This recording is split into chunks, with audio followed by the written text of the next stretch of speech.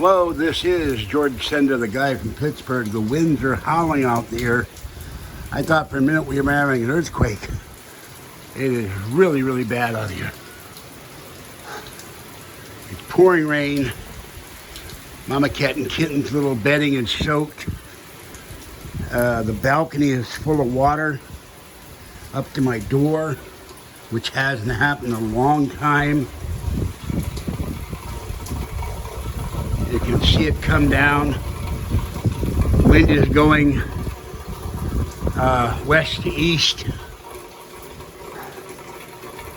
I don't know where poor Mama. I hope Mama Cat and Kitten have somewhere to hide tonight. I took their towel off and I moved the mat out here. And their towel, they normally, milk crates are there to provide some wind for them, wind relief.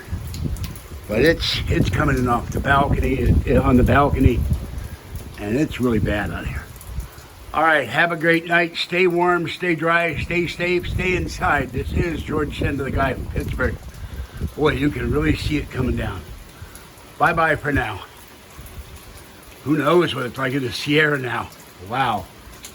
Later.